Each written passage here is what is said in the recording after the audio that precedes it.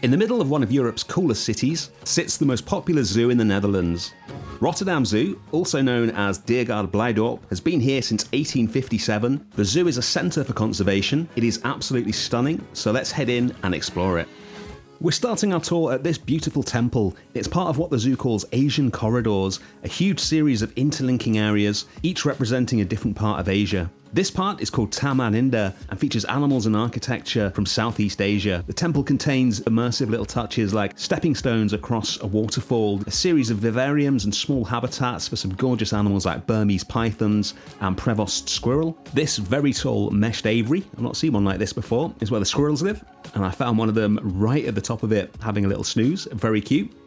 Next to the squirrel, one of the zoo's amazing collection of hornbills is here as well, but the main attraction here is the Asian elephant. The indoor part of the elephant habitat takes up the majority of this temple, and it looks really nice. It's very hard to make indoor elephant habitats look good, and they've done a great job of disguising all of the heavy-duty materials that you need to keep them in there. And then they've got a decent-sized outdoor area as well. You can see it stretching off into the distance here. And next to the elephants are the Malayan tapir. These have a nicely landscaped outdoor area, which leads into a similar indoor area inside the temple to the elephants. They've got caves to shelter in and lots of tree cover, which is good to see because Malayan tapirs need a lot of shade. The next part of the Asian corridors is called Rumah Asia and is centered around the Asia House. The house is flanked by two aviaries for the endangered Sumatran laughing thrush and the beautiful Bengal eagle owl. And then on the inside, there's more vivariums for really interesting selection of animals, including some that I've never seen in a zoo before, like monocled cobra and these fascinating Nicobar carpenter ants. I really like this little setup where you can see them going about their business. The most impressive inhabitant of this house, though, is the Komodo dragon. They've got a really nicely landscaped little habitat here, although I feel like it could probably be a little bit bigger for them. Got a pool, various trees, nice rock work, and they look very impressive in here. I came back to the enclosure later to catch the dragon moving about, which is always fun to watch. This, as you can see, is a sizable adult, and there's actually another Komodo dragon habitat on the other side of the zoo for juveniles, which we will see later. It's amazing to see the difference between them when they're just little baby dragons and when they're adults. Leaving the Asia House, there's a cute little habitat for Visayan warty pigs, and then Philippine spotted deer being pecked at by a jackdaw here. And just behind their habitat, you can see an island for the lion-tailed macaques. This is a really nice little habitat. There is loads of climbing for them, and there's a lot of breeding success in this habitat. You can see little baby macaques all over it. There's a mother and baby here. These beautiful monkeys live in the south of India, and for some reason were named after the little lion-like tuft on the end of their tails and not the giant lion's mane that is their most distinctive characteristic. Next to them, some more Indian animals, the gorgeous Blackbuck and the much larger Banteng. I think this is the first time that we've seen Banteng on the channel. Next up is something really special. This is one of my favourite parts of the whole zoo. There's a little viewing log here, and if you crawl in and you time it right, this is what you see. A fishing cat, one of the most beautiful cats in the world for my money. Just look at her little face. And as if that wasn't good enough, there's another one in here as well. This is one of the coolest animal encounters I've ever had in a zoo. These small but powerful predators live in South and Southeast Asia, and as the name suggests, they mainly hunt fish. We'll tear ourselves away from them now and head to the next Asian area, Himalayan peaks. This is absolutely beautiful. It's all centered around a habitat which dates from a very long time ago, which has been re-landscaped and turned into an amazing little world for two incredibly cute animals, the tufted deer and the red panda. This is another one of my favorite parts of Rotterdam Zoo. If you follow the channel, you'll know that old habitats that have been repurposed and upgraded to suit modern standards are probably my favorite type of zoo habitat, and this is an amazing example of one. The zoo is heavily involved in red panda conservation as well as breeding them here. They work with the Red Panda Network in the native ranges of the red panda to plant trees, maintain the forests, and monitor the pandas to make sure that they're living well in the wild as well as they are in the zoo. Next to the pandas is a beautifully landscaped bridge over a water body and a long habitat for the Indian rhino. Here it is munching away on some browse on the ground. On the other side of the waterway are Bactrian camels, and then an animal that I've been waiting to see for years. In this cute little pile of rockwork lives a Pallas Cat. Somehow one of the grumpiest and cutest animals on the planet. The Pallas Cat lives in Central Asia, from the Himalayas to Siberia, is known as a mammal in its native range, and spends its time between sleeping in caves and rock crevices and hunting small mammals. Its favourite prey are pika and ground squirrels, and I think this little habitat does a really good job of replicating their natural environment. I've never seen an active Pallas cat in a zoo before, had no shows in lots of different zoos, they are primarily nocturnal. This one is having all sorts of fun in its habitat, even climbing the mesh on the sides. There's so many different levels and height variations and rock crevices and caves and things like that in here. I think it's a great habitat for them. As just the one cat in here, they are solitary animals, so you wouldn't keep them together. And as this one makes their way back towards their little cave, we will take our leave of them and move into the next part of Asian corridors. The reason for the name, by the way, is that Rotterdam Zoo are involved in various conservation programs to create corridors for animal habitats throughout Asia to ensure their survival and prevent habitat fragmentation. The next animal is the striking Dalmatian pelican, who share their habitat with great cormorants. There's a little kind of hide-style viewing area here as well that I really liked. You really feel like you're out in the wild when you're in here. And then we'll move in to the Chinese garden. This gorgeously landscaped formal Chinese garden contains two enclosures. The first is for the endangered Francois Langur. This very personable little monkey lives from South China down to North Vietnam, and there's believed to be only around 2,000 of them left in the wild. And very unusually for a monkey, it has a 4-chambered stomach, much like a cow, to help it digest the leaves that make up 50% of its diet. Next to the langurs are a couple of Eurasian river otters. Always one of the most fun animals to watch in the zoo, and I really like this Chinese-style habitat for them. These two were very active today, with the one at the top of the screen having all sorts of fun swimming around on their back. This habitat is tucked away right at the back of the Chinese garden, so make sure you don't miss it if you go to the zoo. We're going to move on to the final area in the Asian corridors, a big ornamental lake that joins it on to the African area, and in the middle of the lake is a modern habitat for the Sumatran tiger. We had an amazing view of him here through this little hide viewing point. The habitat's designed so it can be split into two to hold 2 tigers.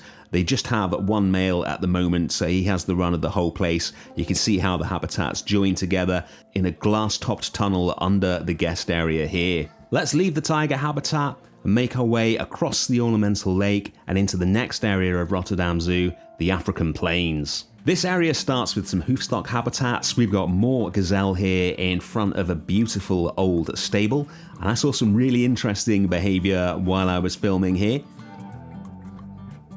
This one is actually getting leaves down from one of the trees on the edge of the habitat. There we go. Really interesting. Never seen them up on their hind legs before. And next to the moor gazelle is the critically endangered mountain bongo. One of the largest antelopes in the world and absolutely beautiful. And past the bongo is quite simply one of the most amazing aviaries that I've ever seen. From the outside, you can already see marabou stork and hooded vulture, but it's only when you get inside it that you realize the scale of the mix of species that they have in here. From common black kites and Ruppel's vultures to the marabou storks that we've already seen, secretary birds. It is so unusual to see aviaries like this with mixed predatory species all mixed together. It's a really vibrant aviary. It feels like a walkthrough. You go through an entrance gate and then into a viewing hut, and there's no mesh around the hut itself, so technically the birds could get in there if they wanted to, although I imagine that's not something that happens very often. But it's a really immersive experience and immediately became one of my favourite aviaries that I've ever been to. Next to this aviary is a really nicely put together aviary-style habitat for Diana monkeys. These are pretty popular in zoos, always fun to watch, very striking looking, and the huge amount of climbing and activities for them in here means it's a great experience to watch. Again, there are breeding successes here with quite a few babies and juveniles running around. But we're going to leave and start making our way towards one of the centerpieces of Rotterdam Zoo. On the way there, we've got common ostrich and Chapman zebra sharing a habitat together, nicely landscaped, and a pretty good size for them as well, and a habitat for the serval. If you like cats, this is one of the best zoos in the world to go to. They were both sleeping in their little indoor house today. But this is the centerpiece I was talking about, the Giraffe House.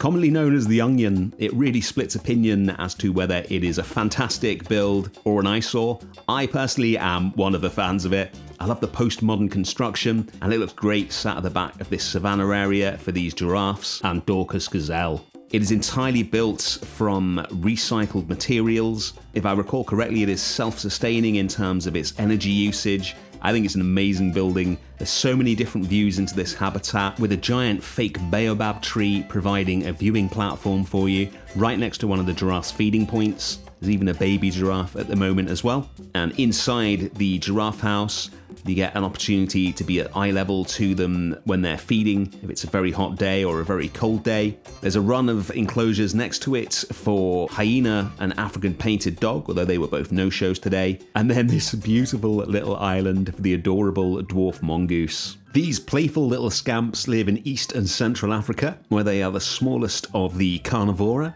They are very social, as you can see here, living in groups. And this little log with the cutouts provides the perfect platform for them to play. The final part of the African plains is one of the zoo's most classic buildings, an old Grecian-style amphitheatre originally built for lions, which now houses a group of Gelada. I really like what they've done with this building, the way it's now surrounded by mesh and extended to provide a really sizable habitat for the Gelada. They have a massive breeding population of this fascinating monkey here. Closely related to the baboons, they live exclusively in the Ethiopian highlands, where they make their way from their clifftop homes down to the plains and back again every day. And the way they've reworked this habitat does a great job of replicating that environment. You can go inside, where all the classical theming has been preserved, and this marks one end of the African plains. And at the other end, it's joined on to the African jungle with a habitat for meerkats. What more can I say about these cute little mongooses? One of the most popular zoo animals, and you can see why. They've got a nice habitat here full of substrate to dig in and logs to hide under. And we're going to leave them and move on to the African jungle. The first place we're going to go there is the Congo House. The first thing we see in here is one of the most elusive animals on the planet, the stunning Okapi. Also known as the forest giraffe because they are closely related to them. They're one of my favourite animals, one of the last large mammals to be discovered by scientists. And this indoor part of the house keeps them in the tropical environments that they are used to when it's not so warm outside, but they have a large outdoor area full of African bird species as well to use. And moving on, we come to some aviaries for those birds, including the village weaver with their iconic nests. And then past some adorable rock hyrax sat appropriately enough on their rocks, we come to the Crocodile House. Look at the size of this croc. They have 2 crocodile species in here, neither of which we've seen on the channel before. This is the immense Nile crocodile, the second largest crocodile in the world, and one of the most classic of all the crocodilians. You get great views of them both above and below water here. And then next to them is something you will very rarely see in zoos, the slender-snouted crocodile. This is another African species, absolutely fascinating. And the house ends with the African spurred tortoise. After the excitement of the Crocodile House is the slightly less exciting African jungle aviary, which features the very common African grey parrot, although it also features the much more rarely seen in zoos black-casked hornbill. With its crazy mohawk, it is a really interesting bird. Never seen one of these before, really enjoyed that.